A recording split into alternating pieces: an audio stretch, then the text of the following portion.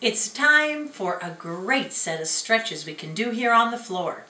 If your floor is hard, like mine, you might want a blanket underneath your knees. Come onto all fours, spread your fingers, make your back nice and straight like a tabletop. And we're going to do something called cat and dog.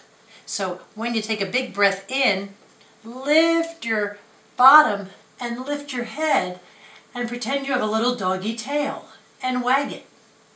Ruff! Now stop and pretend you're an angry cat, rounding your haunches, dropping your head.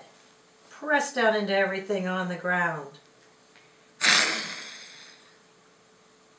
And keep moving from one to the other. Doggy, cat.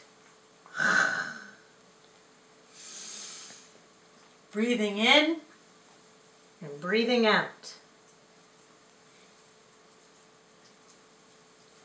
Good. And then come to stillness, walk your hands forward and lower yourself down onto the ground.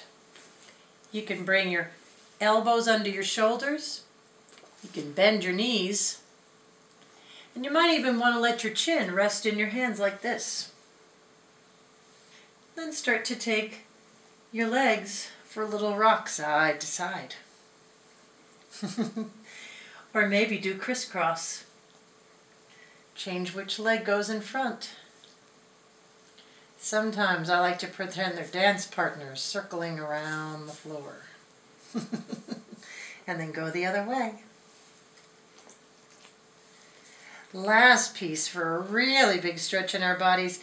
Bring your legs and knees far apart. Bring your toes or feet together. Bring your hands right underneath your shoulders and squeezing your elbows in, push down and lift up. See if you can pull all the way back and touch your head to the floor. Come on up and roll on down.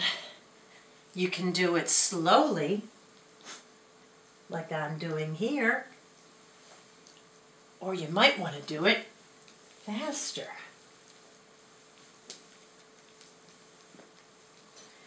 Next time that you come forward, see if you can stop and hold here and look straight up.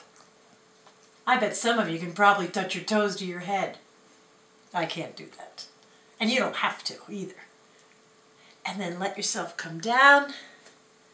Make a pillow with your arms.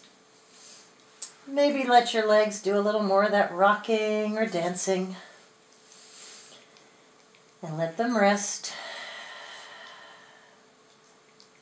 And take 3 deep breaths.